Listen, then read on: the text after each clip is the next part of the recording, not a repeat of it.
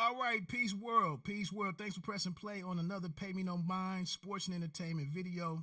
My name is RL Woodson or Just Wood. I'm trying to. Okay, so that's working. So I see I got my audio together and everything. This is kind of just an informal recap of what transpired this weekend in the boxing world. Just kind of keeping it straightforward. Was fortunate enough to reach out to and get a guest this weekend or this particular stream. So I will bring in Mr. Percy Crawford here in just a second. If you've been in the boxing world and watching different content out there, you know who Percy is and what his background is. And so we're just gonna jump into a few topics here. And what's good, my man? You all right? Great, man. I'm great. How you doing, bro? I'm good. Just grateful to or excited, to get into the 2020's first boxing events. With Friday night over on Showtime and then last night on DAZN as well as ESPN. So thanks for your time today. I gotta salute you, man, for doing a workout on a Sunday Sunday afternoon. Man, look, I try, bro. That's all I can say. Is I try. I've been at my boxing withdrawal, so this weekend helped. But man, I try to get it in 5-6 days a week. I ain't gonna even lie to you. Okay. I'm just kind of myself for 2020, man. I'm trying to really focus on myself. So I got some stuff out in the garage. And since you did get it in earlier today, man, after we get off of here, I'm gonna go out there and do me at least 35 minutes and kind of loosen up for the weekend. I mean, for the work week. That's all it takes, man. Get you 30 minutes in, you'll be all right. You'll feel a lot better too. Right.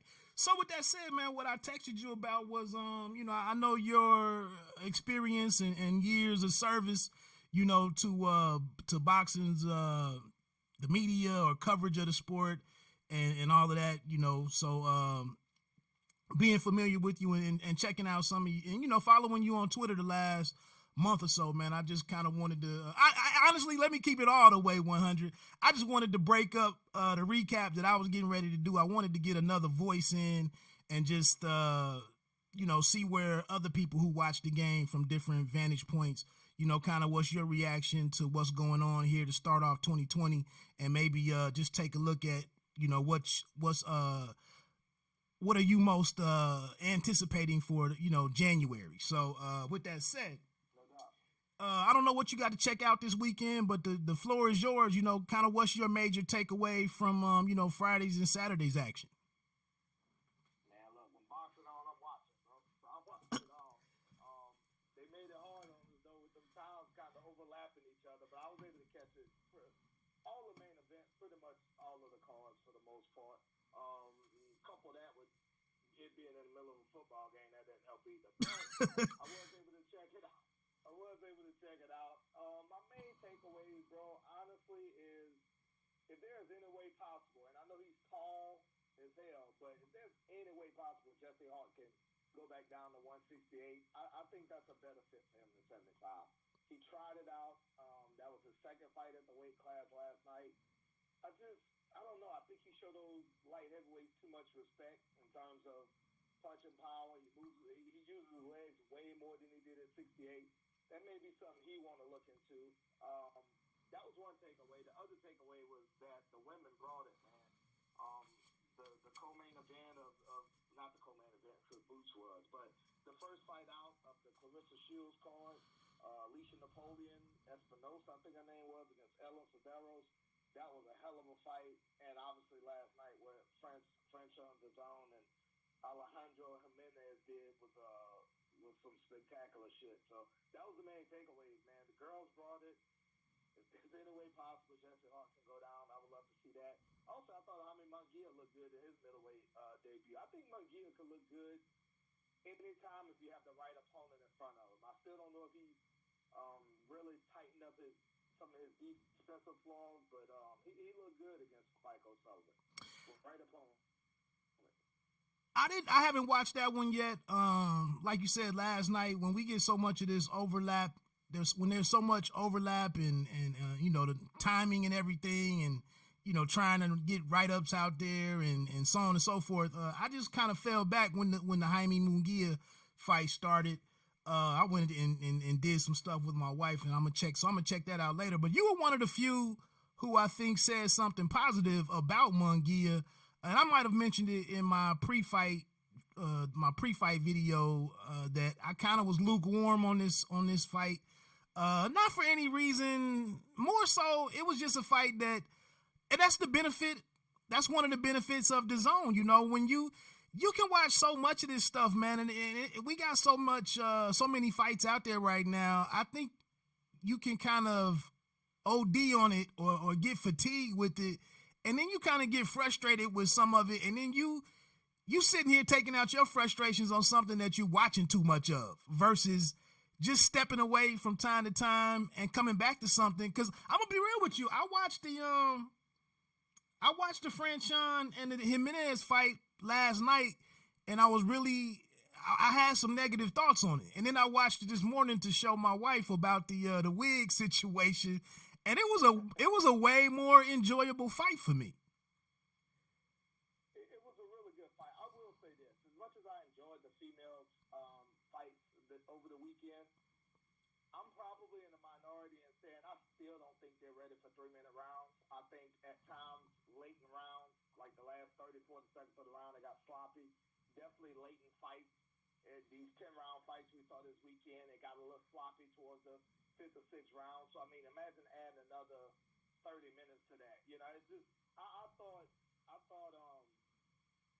think the 2-minute rounds are just right for the females. It was sloppy at times. I just like to see people give their all, man. And them two chicks laid it on the line. So it was sloppy. It was a little weird at times with the whole wig situation. But, like a G, Barry Hunter stepped in and was like, man, get this shit off our head.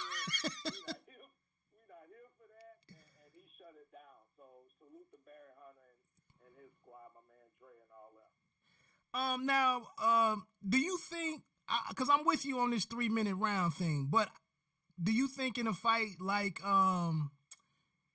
with the Napoleon Espinosa versus Sierra Roos fight, do you think that fight kind of needed a 3rd minute? Because I felt like Sierra Roos was dominating the first, often in most of the 10 rounds. I felt like she was dominating the first 45 seconds. Then there was like 30 seconds of kind of resetting or a little bit of settling, and then it was like Napoleon Espinosa was ready to rally for the last 45 seconds. So it was kind of like difficult. You really had to dig in to figure out who your decisive winner was for a lot of those rounds. Yeah, it can help in that, man. I guess I look at it like this: if you're fighting a 4-round fight, you're fighting a 4-round fight. You probably can't have a slow start. That just I think that has to be the approach of these females if they're going to fight these 2-minute rounds. And the only reason I'm against 3-minute rounds is because there were times it almost got, like, unwatchable sloppy. And I just think that's because, when you're seeing them, like, reaching out to grab and clinch, and that's not to say that doesn't even happen in men's fights, but with the females, I saw it's a little more abundant. You see them reaching out and grabbing, and the punches starting to be on punches and slower.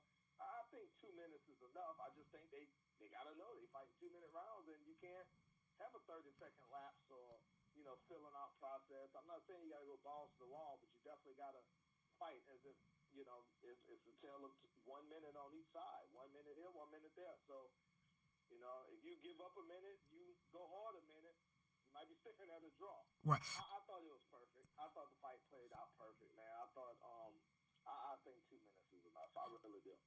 But no, don't get me wrong. I agree with you because I just think that was one of the outliers. But I'm with you. I think with the lack of a real depth of field right now, I think it's hard to put. I think it would be a disservice to the growth of the women's game to put all the fights at 3 minutes, because it's clearly a lot of women where it would really take away. And like you said, we would be like, get this out of here because the optics look so bad. So I'm with you.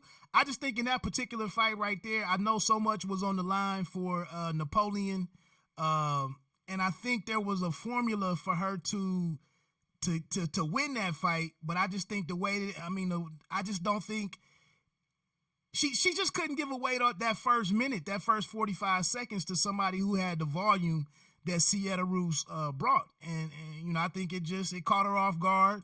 But like you said, man, that it's not like they just give you the 2-minute limitation, on fight night. That's what's going to happen when you walk into it. So you got to be. And I think what you're saying is the perfect point, because Sierra Roos, when you got to be sharp early in the round, she's sharp. When things get a little sloppier and it's more, kind of about durability and things like that, the pressure and things like that caught up to her. So I think that's the point I'm making. Like, if you want to see, like, sharp female boxing, what you were seeing in the first minute to minute and a half of those rounds were that. It was just that. It looked good. It was sharp boxing. It was clean punching.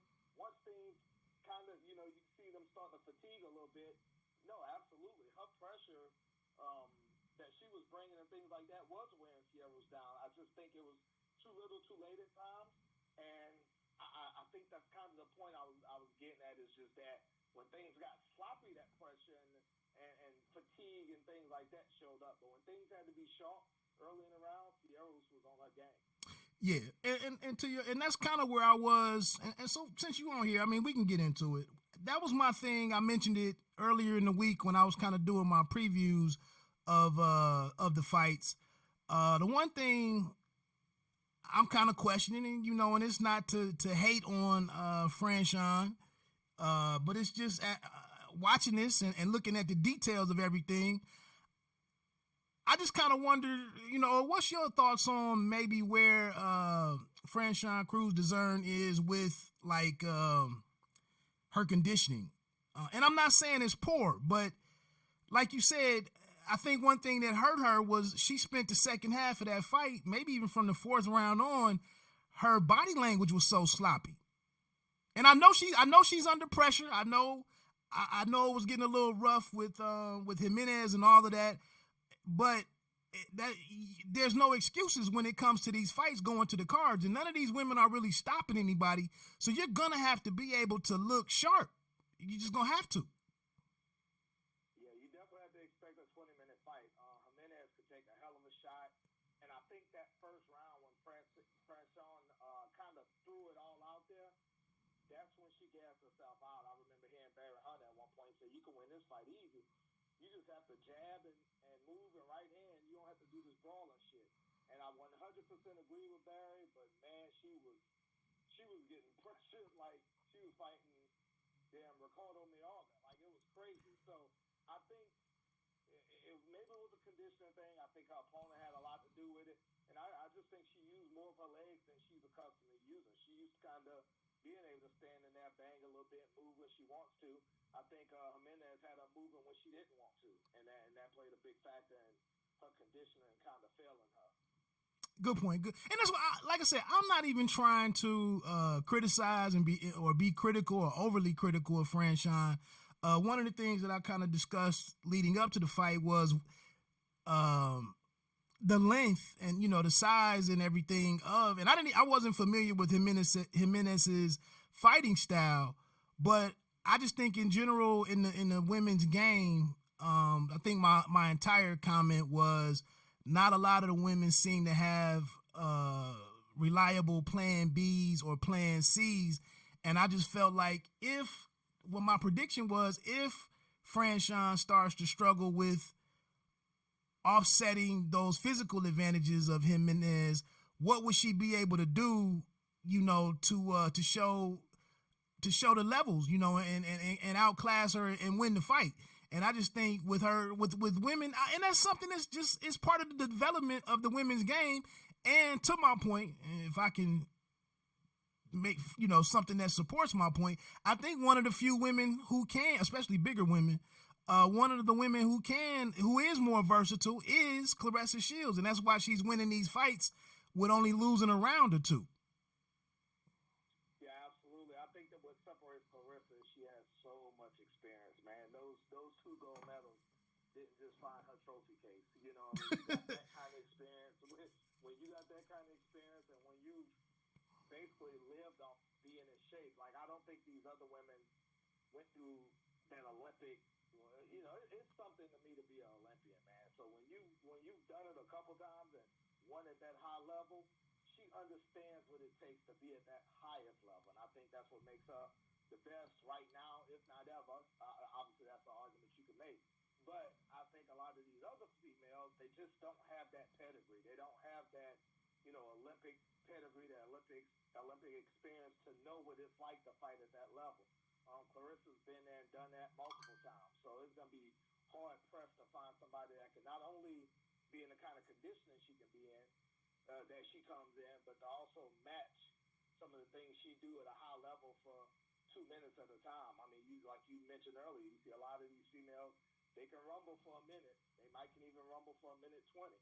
But in a 2-minute round, Clarissa can rumble for 2 minutes. And when she don't want to rumble, her defense is solid enough for her not to have to rumble. And I think that's an element that she brings that these females have to catch up to. She's the standard for sure. And that's kind of where I was going. And now, don't get me wrong.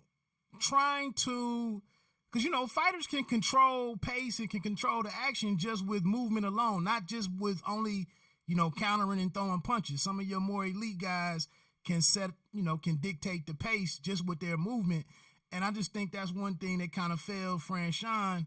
Like you said, she had to move so much and kind of try to implement other ways of breaking up what Jimenez was doing.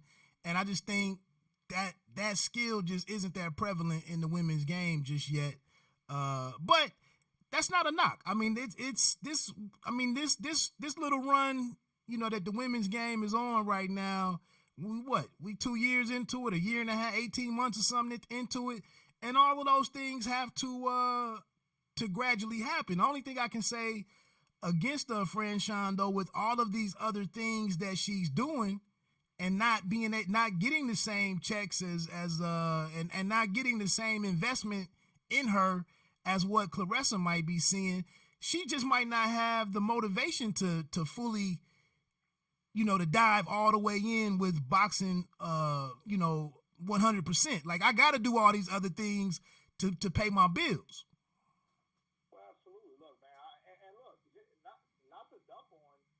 The way Franchon moved and things like that, because a lot of people saying Jesse Hart had a lot of wasted movement and he kind of gassed himself out moving like that. So that's not, I know you're not saying that, and I'm just saying, I'm not saying that that's strictly to female boxers either, but I think it just hits the point of when you're kind of fighting a bigger fighter like Jesse Hart was, you show that respect and you move.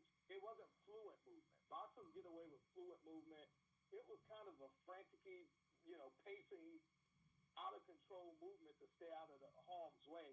And I think it gassed both of them out. But no, to your point that you just made, I talked to several female MMA fighters and boxers that, until the checks get bigger, a lot of these women have other jobs and full-time jobs. So unless training can be your end-all, be-all, and boxing can be your end-all, be-all, man, when you got to hustle, you got to hustle. So if you got a 9 to 5, it's rough getting off at 5, being at the gym for 6, staying there to 9, going home, rinse and repeat. And some of these women have kids. So that, that's a different ball game. That's a whole different conversation for another day. But you're absolutely right. I think Clarissa Shields is probably in a position where boxing is her end-all, be-all. There's other females, Katie Taylor, boxing is her end-all, be-all. But then you have people like Amanda Serrano that says, I'm not going to go get a 9 to 5, but I'll take MMA fights. Not Holly Holm obviously made the complete transition over and did it, but there's been Heather Hardy. She took some MMA fights, I guess, to not get a 9 to 5. But some of these girls have to get a 9 to 5, man. And training is training. And if you're not in the gym constantly, unfortunately, some of these females just not afforded that opportunity. Right. Which, you got to salute them again for continuing to be the pioneers and the trailblazers in this with the circumstances not being so, fighter friendly. And that's one thing I had to tweet that out there this morning.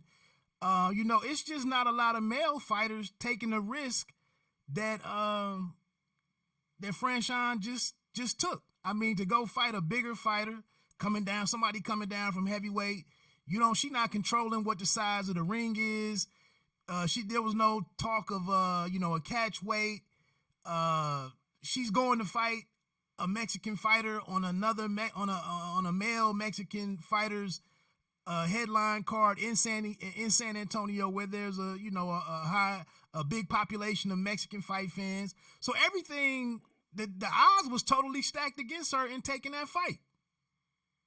Absolutely. And let me point out, I can almost assure you there was no VADA testing, and you're seeing a lot of talk about there probably should have been some VADA testing. So, no, hats off to Franchon, and look, went on social media right away and said she wanted a rematch. So, props to her, man. Franchon crews-dezurn is a tough chick, and I think that not only were the odds stacked against her, I think she has some other things stacked against her too that I'll leave up to the people to figure out. Yeah, I think Jamel Herring said something on the thread that we had. I'm gonna let him run with that. Yeah, man.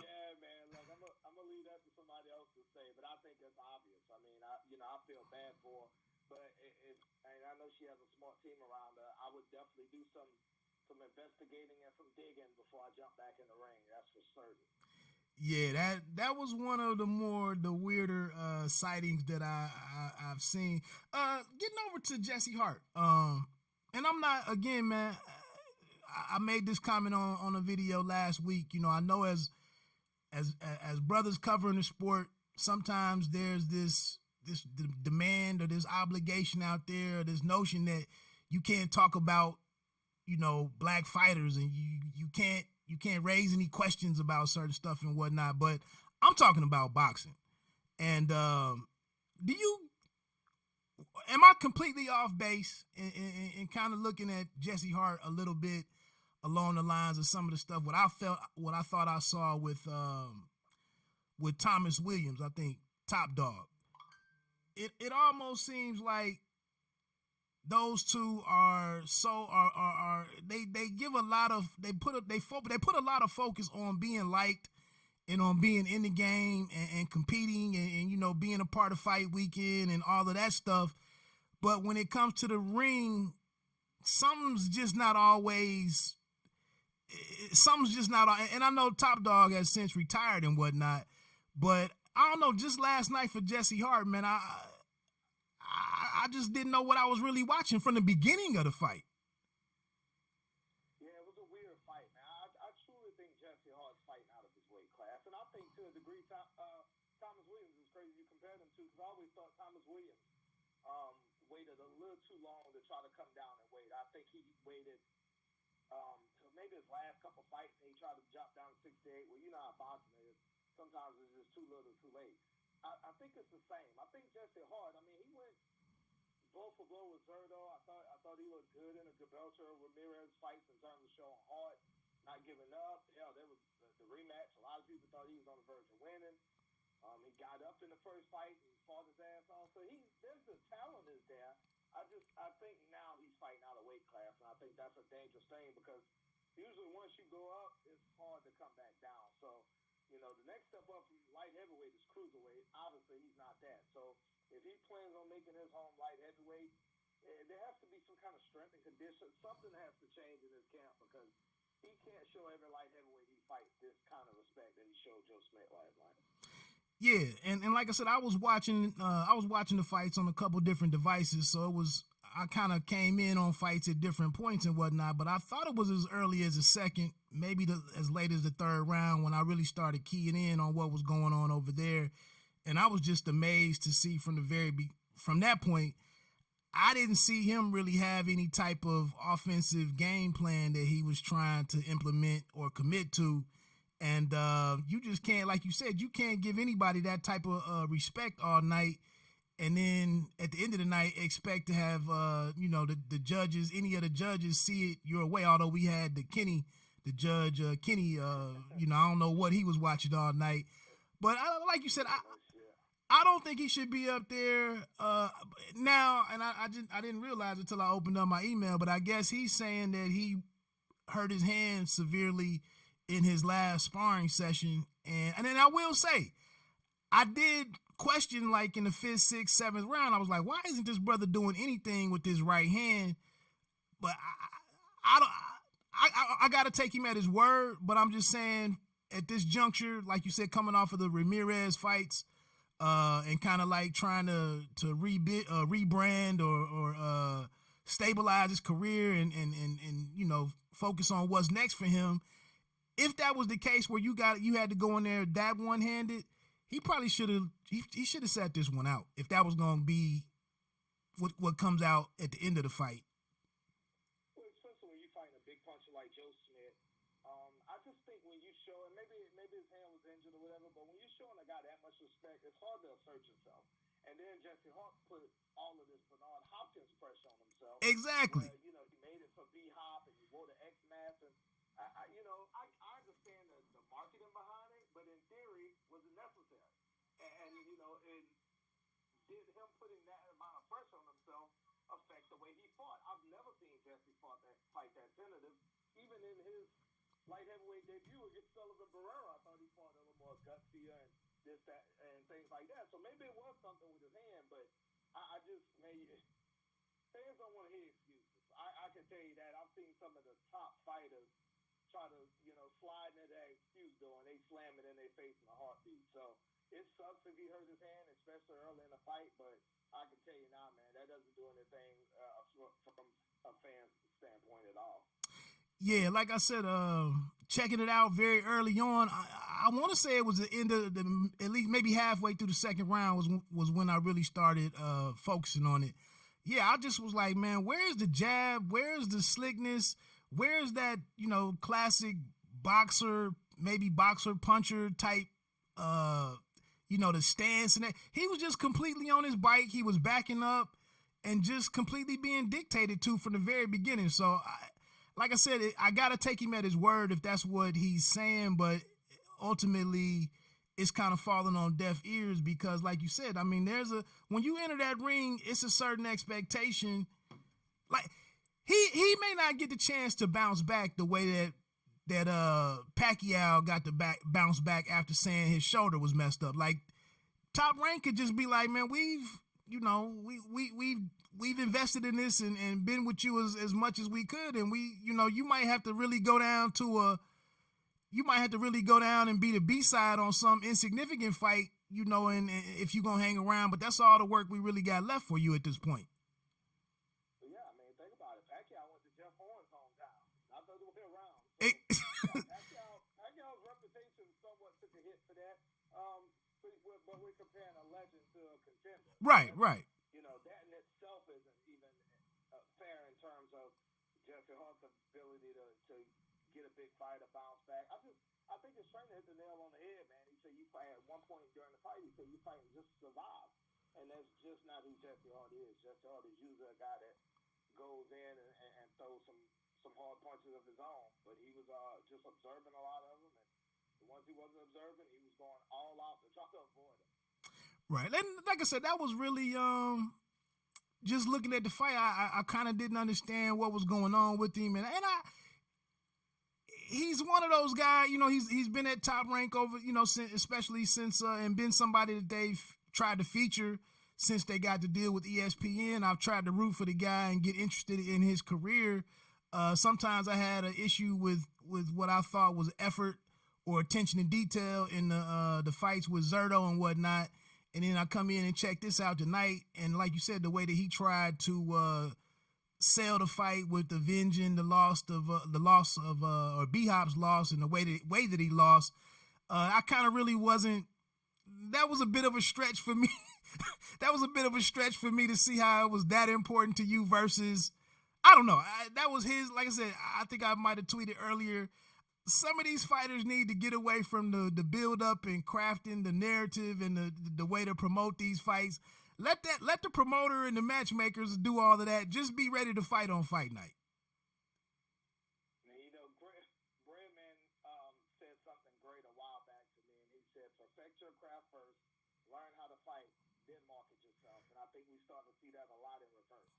A lot of guys want to market themselves, and then they kind of learn the craft along the way. And that's not, I'm not particular that statement on Jesse Hart, because he was a great amateur and all that. But you're starting to see a little bit of that. You're starting to see so many guys want to chase the check, as they say, that they focus on so much on the marketing aspect of it, and 9 times out of 10 they haven't even 100% perfected their craft. And that's, like I said, I'm going way lower than this. I'm not even talking about a contender like Jesse Hart. I'm just saying fighters in general. So that's definitely something you got to look out for and pay attention to, because substance is great, but when no one wants to offer you any paydays or offer you any dates, that sucks, and that can easily happen.